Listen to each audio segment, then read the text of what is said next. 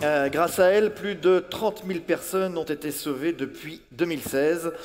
En 2019, le cargo qu'elle a affrété avec Médecins sans frontières a secouru 1373 migrants qui tentaient de rejoindre les côtes européennes.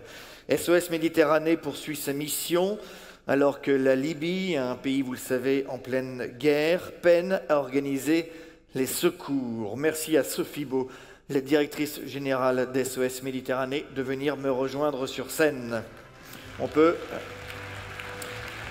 vous accueillir comme il se doit et pour vous interroger, Laurent Marchand, journaliste à la rédaction parisienne et européenne de Ouest France. Bienvenue Madame Beau, bienvenue Laurent. Vous vous mettez absolument où vous voulez. Sophie, mettez-vous là et Laurent ici. Voilà, très bien. 1, 2, 3. Rebonjour, ou plutôt bonjour. Bienvenue à Vivre Ensemble.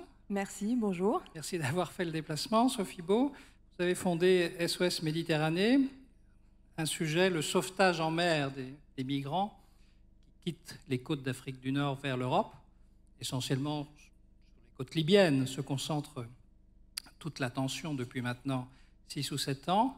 Vous avez fondé cette association humanitaire donc, qui se charge de sauver des personnes sur un sujet ultra délicat dans les opinions publiques européennes, puisque le rejet de l'immigration a été un fonds de commerce politique important pour certaines formations, et le sentiment que ce phénomène, de toute façon, n'est pas gouverné est probablement majoritaire dans les opinions. Alors, je voudrais que vous nous racontiez d'abord votre histoire. Avant SOS Méditerranée, comment êtes-vous venu à l'humanitaire? Ça remonte un petit peu. Hein. D'abord, je vous remercie pour cette invitation et je suis ravie d'être là, dans une région très très sensible au sauvetage en mer, donc je me sens un peu comme à la maison à Marseille. J'ai commencé l'humanitaire dans un parcours qui m'a amené à découvrir l'Afrique parce que je faisais des études d'anthropologie et de sciences politiques et j'ai décidé de travailler avec les populations plutôt qu'en les observant. C'était le souhait de pouvoir m'impliquer, de m'engager sur des projets de coopération directe, locale, sur lesquels on me sollicitait. Et dans moi, quel pays? Au Mali, Mali. notamment. Voilà. Donc j'ai travaillé dans des villages de la région du fleuve Sénégal. Et voilà, ça a commencé comme ça. La volonté de pouvoir m'engager directement et de pouvoir répondre à des sollicitations que ma posture d'ethnologue qui observe ne me permettait pas de prendre. Alors, il y a bientôt 5 ans, vous décidez de fonder SOS Méditerranée pour venir secourir justement les vies en mer. Pourquoi? Et pourquoi ce moment-là? Qu'est-ce qui a déclenché la naissance de SOS Méditerranée? Si on reprend le contexte de la Méditerranée centrale, en 2013, il y a eu un événement important en Italie, bien que en fait, ces traversées et ces naufrages aient lieu depuis de très longues années, depuis le début des années 2000. En 2013, il y a eu un naufrage qui a eu lieu devant l'île de Lampedusa et devant donc les caméras italiennes. Et ce naufrage a complètement bouleversé l'opinion publique italienne et a suscité une réaction politique hyper importante et majeure. La première, en fait, opération de sauvetage organisée par un État de l'Union européenne. La marine italienne a démarré l'opération Mare Nostrum. Cette opération a mobilisé de très gros moyens financiers, des équipements, des bateaux, des avions pour la reconnaissance, et a permis de secourir en 1 an, de novembre 2013 à novembre 2014, 150 000 personnes. C'était une période aussi, après les printemps arabes, de fortes traversées de cet axe de Méditerranée centrale, qui était le premier axe en nombre de traversées. Et puis, l'Union européenne a, je dis moi personnellement, torpillé cette opération en ne soutenant pas l'Italie et en expliquant, en ayant tout un argumentaire autour de la notion d'appel d'air, en disant donc que c'est la présence des bateaux de sauvetage qui motive les gens à partir. alors même que ces flux étaient anciens et que les gens traversaient depuis longtemps et se noyaient depuis longtemps, par milliers, puisqu'on décompte 50 000 personnes au moins qui sont décédées sur cet axe depuis le début des années 2000, mais en fait, on n'a pas d'idée précise du nombre de victimes. Donc, face à cette absence de réponse de l'Union européenne, l'Italie n'avait plus les moyens de continuer cette opération, et cette opération s'est arrêtée. Et là, on se retrouve en novembre 2014 avec une situation où on sait que des milliers de personnes mettent leur vie en danger pour traverser, pour quitter la Libye, qui est un enfer. On va peut-être y revenir pour les migrants. Et on sait que ces personnes mettent leur vie en danger, on sait ce qu'il faut faire pour les sauver, puisque les Italiens ont parfaitement démontré comment faire, et ça a été extrêmement efficace. Et en même temps, les États européens se dérobent à cette responsabilité, sont absolument défaillants. Et c'est là qu'a lieu une première rencontre fondatrice pour notre projet SOS Méditerranée, entre un capitaine de marine marchande allemand, Klaus Vogel, qui a quitté sa compagnie maritime à ce moment-là, avec cette idée de créer une association civile indépendante de tout pouvoir politique, européenne aussi, parce que c'est un sujet européen et non pas italien ou espagnol ou grec, pour secourir les personnes en danger en mer, pour appliquer tout simplement le droit maritime. Et on se rencontre, moi avec mon background humanitaire, lui capitaine de marine marchande, et on a décidé de travailler ensemble à la création de cette association européenne de sauvetage en mer, en se disant, si on secourt une personne, on a raison de le faire, on avait raison de le faire. Alors on nous a regardés comme des fous furieux, des huluberlus, des gens fantaisistes. On a eu très peu de soutien de la part des institutions, voire aucun soutien en fait, si on regarde bien. On a été tapé à de très très nombreuses portes avec notre projet de sauvetage, et donc on recherchait un bateau.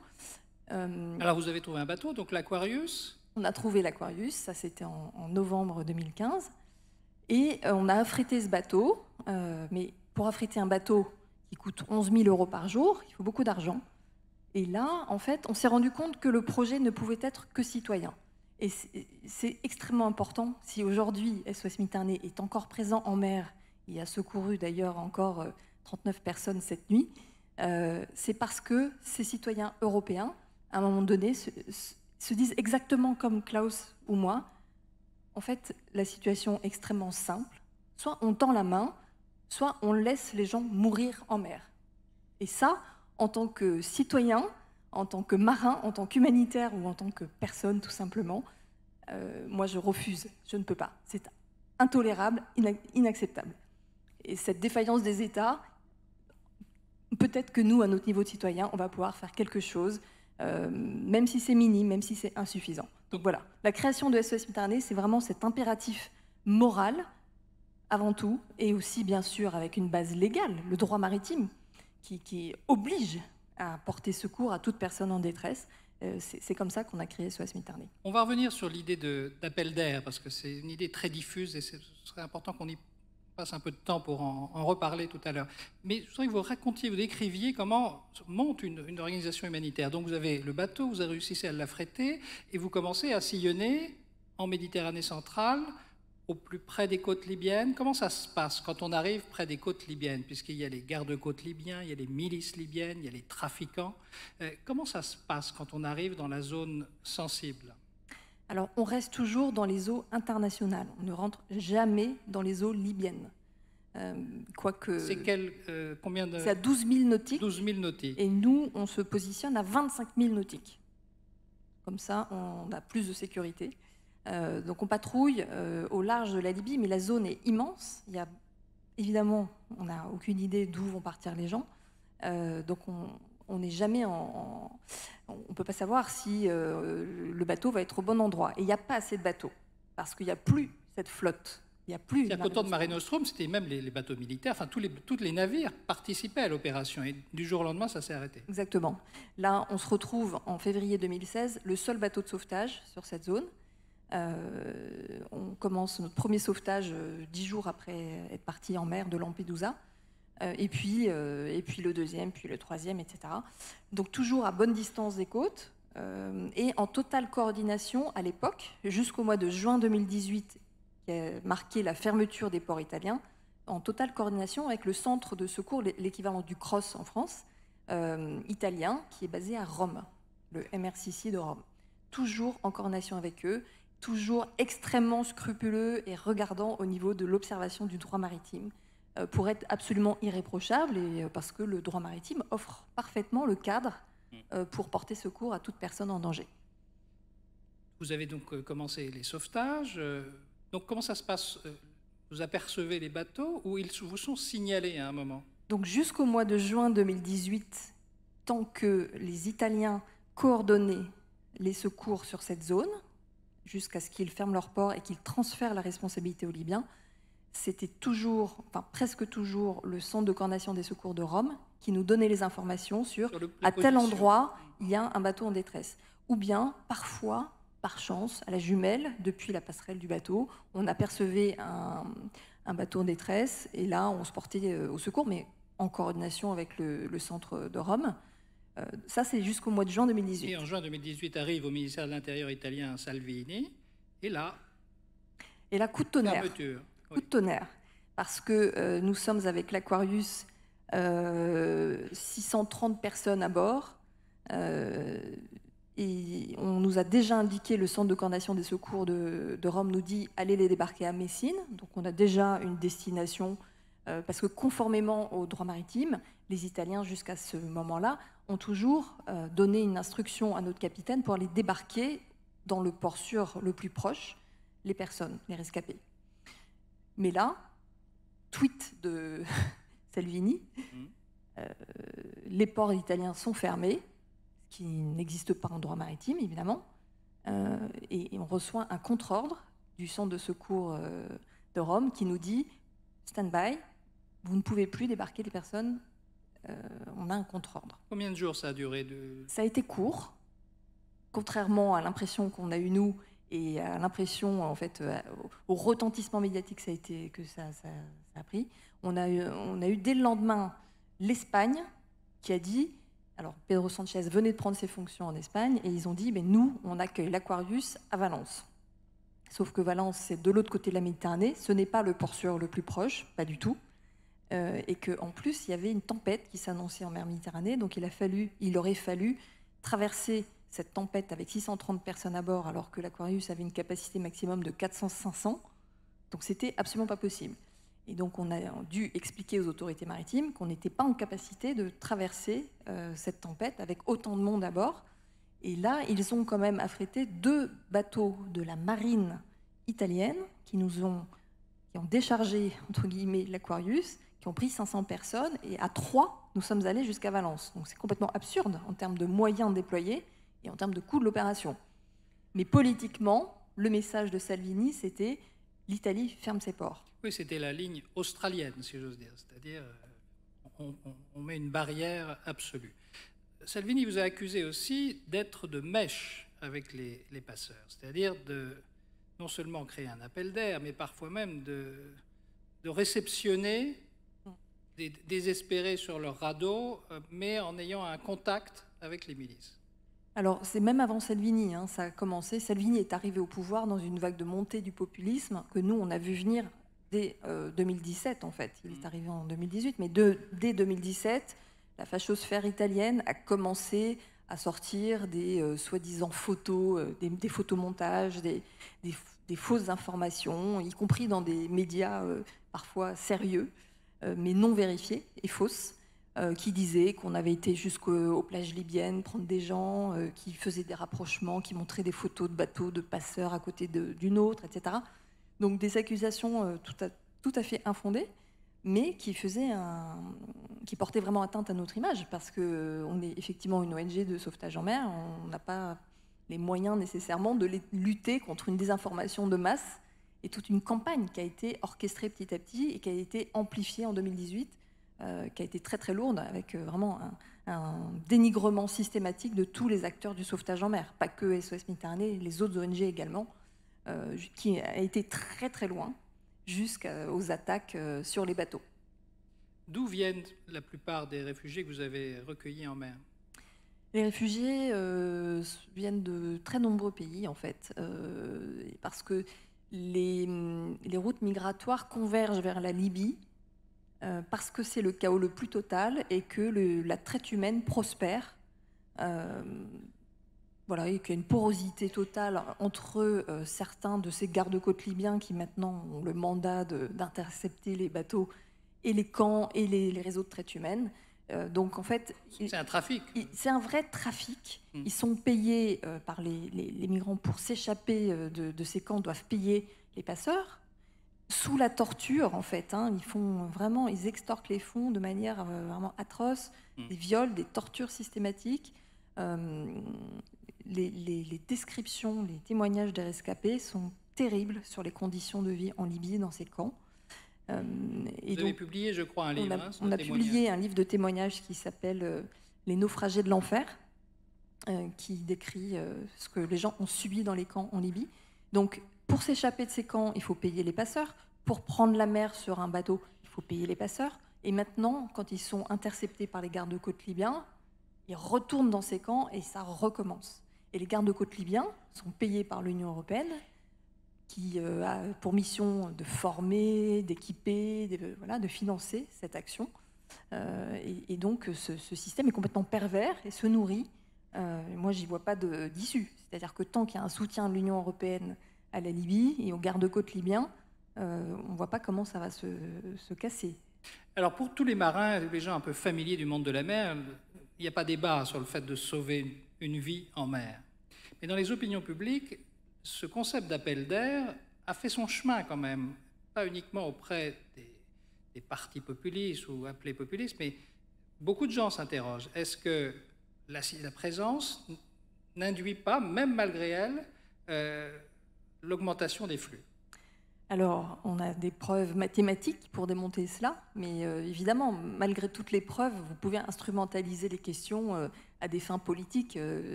On sait que ça n'empêche pas. Mais effectivement, il y a des faits qui sont là. La fin de l'opération Mare Nostrum, novembre 2014, il n'y a plus un seul bateau de sauvetage en mer. Donc, s'il n'y a plus de bateau de sauvetage et que la théorie d'appel d'air vaut quelque chose, il ne devrait plus y avoir de traversées, n'est-ce pas ? Eh bien si, il y a toujours des traversées. D'ailleurs, elles n'ont jamais été aussi nombreuses qu'en 2015, ces traversées. Et l'hiver 2014-2015 a été le plus meurtrier qu'on ait jamais connu, alors même qu'il n'y avait pas de bateau de sauvetage donc pour secourir ces personnes. Donc les personnes continuent à traverser parce qu'ils fuient cet enfer libyen par n'importe quel moyen. Et tous les témoignages des rescapés nous disent tous « je mets ma vie en danger, je le sais, mais plutôt mourir en mer que de rester en Libye ». Voilà ce que fuient les gens aujourd'hui et depuis des années en Libye. Et ça ne va pas mieux, ça s'aggrave avec les conditions actuelles de la guerre qui sévit en Libye. L'an dernier, une toute petite une question. Toute petite. Et on va passer aux questions-réponses. Absolument. Les flux, on a connu un pic en 2015, et d'ailleurs pas uniquement en Méditerranée centrale, puisqu'en Méditerranée orientale vers la Grèce également. C'est tout l'été 2015, c'est l'été du 1 million de Angela Merkel, c'est l'été le pic de la crise migratoire vers l'Europe en 2015. Mais depuis, les flux se sont réduits considérablement. L'an dernier, c'était, vous me disiez, 11 000 personnes sur cette route. Absolument. L'axe de Méditerranée centrale n'est plus du tout le premier axe migratoire et de toute façon, les flux ont énormément baissé. Donc on parle de 11 400 personnes qui ont pu traverser et malgré tout, ça reste l'axe migratoire le plus mortel au monde, avec un taux de mortalité qui a explosé, parce que sur ces 11 400 personnes, ceux qui prennent quand même la mer, il y en a beaucoup, beaucoup qui meurent, donc il y en a 740 sur l'axe de Méditerranée centrale, décomptés, plus tous les bateaux qui disparaissent sans laisser aucune trace. Et là, on n'a aucun moyen de les décompter, parce qu'il n'y a plus de bateaux présents en mer Méditerranée, ni pour secourir, ni même de la force militaire EUNAVFOR Med Sophia. L'action de harcèlement engagée par l'État italien sur les navires de sauvetage a très bien marché. L'Aquarius, on a fait les frais, c'est pour ça que nous avons dû changer de bateau, recourir à l'Ocean Viking. Donc cette action a vraiment porté ses fruits. Voilà. Malheureusement, mais je ne veux pas être trop longue dans mes réponses. Non, mais on va continuer parce que alors, rester avec les questions du public. Oui, on va prendre quelques questions, comme il est d'usage de le faire. Il y avait une question tout à l'heure sur Twitter, d'ailleurs qui est arrivée au moment où vous parliez des passeurs. Comment est-ce qu'on peut faire pour démanteler justement ces trafics de passeurs? Alors, je suis vraiment pas la bonne personne, Oui, excusez-moi. Donc moi, je la m'occupe réflexion. d'une ONG de sauvetage en mer.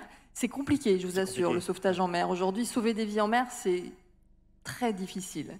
Donc déjà, arriver à maintenir ce bateau en mer, c'est une prouesse.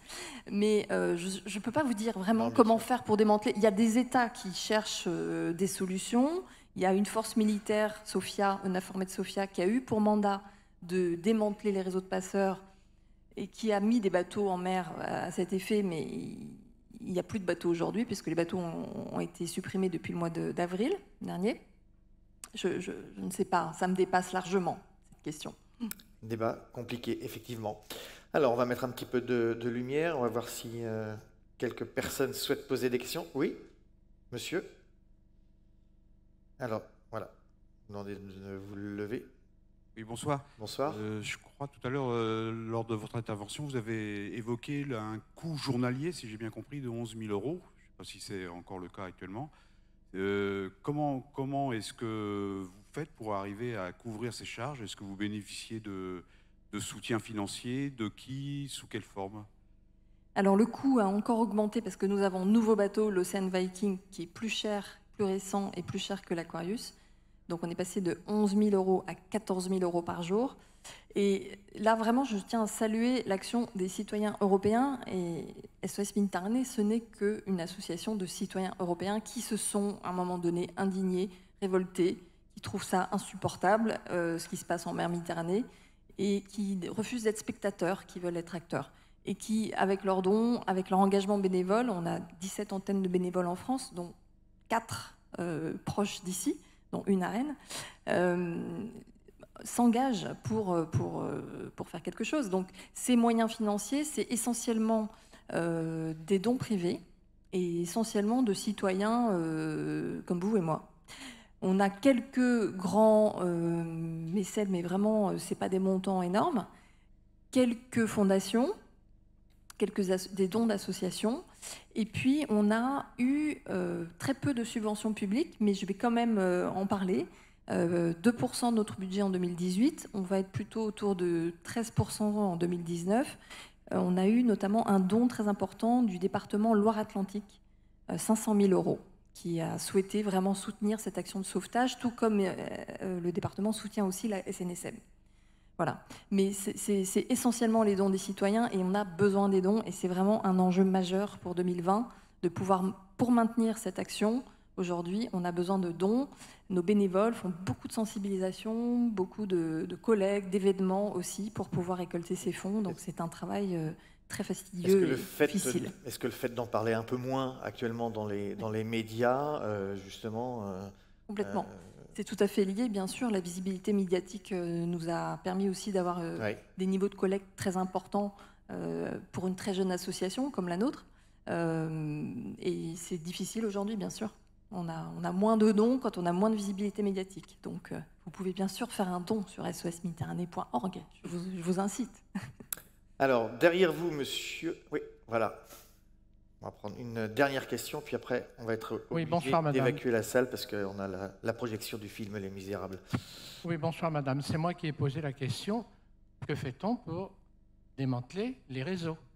Parce que si les réseaux étaient démantelés, on n'a plus besoin d'avoir l'association qui les sauve. Alors, je pense qu'elle va vous faire la même réponse. C'est la même question. Je la compléterai oui. en vous demandant, vu que se tient dimanche une conférence à Berlin sur la situation en Syrie, et surtout depuis quelques semaines, on a vu la Russie et la Turquie entrer lourdement dans le jeu politique sur la question libyenne, qui est désormais un conflit international. On est un peu dans un cas similaire, toute proportion gardée, mais à la Syrie. Que vous inspire le fait qu'on a parlé pendant 3 ans essentiellement des migrants, en dénigrant souvent d'ailleurs les ONG, et que pendant ce temps-là, c'est la Turquie, la Russie, le Qatar, l'Égypte, qui font par force interposée le jeu, justement, des passeurs et du chaos en Libye. C'est de l'inquiétude, encore plus, parce que c'est déjà la guerre civile en Libye aujourd'hui. Ce conflit est en train de s'internationaliser. On ne maîtrise plus rien du tout, personne. Et qu'est-ce qui va se passer demain en Libye? Quand on sait qu'il y a entre 700 000 et 1 million de travailleurs migrants qui sont installés en Libye, est-ce que ces gens vont tous vouloir traverser la Méditerranée sur des bateaux complètement inaptes à la traversée? On ne sait pas. En tout cas, ce qui est certain, c'est que les témoignages des rescapés aujourd'hui nous décrivent des conditions qui se détériorent en Libye. Depuis quelques années, les camps, la guerre, des bombardements sur les camps où ils sont parqués, et maintenant une totale inconnue au niveau politique. Juste pour conclure, je voudrais une touche plus humaine, parce qu'on parle beaucoup de migration, de passeurs, de politique, mais quand on est au contact des migrants, c'est une autre dimension, non? Quand on est sur le bateau. Alors en fait, on est au contact de personnes qui sont en détresse en mer, quels qu'ils soient, et il y a une dimension directe, très humaine, et bien sûr, c'est difficile psychologiquement, et c'est très enrichissant aussi pour nos équipes. Mais ce qui est difficile, c'est cette détresse humaine et de voir des personnes qui fuient un véritable enfer, où la déshumanisation prend des formes extrêmes. Donc c'est plus cette traversée de la mer qui est terrible. Donc il y a une dimension humaine simple, très simple. En fait, c'est ce geste de tendre la main, SOS Méditerranée, c'est pas plus que ça. Et c'est déjà ça, c'est 30 935 vies qui ont été secourues depuis le début de nos actions. Voilà, on terminera, bravo. On terminera sur ce regard et ce geste humain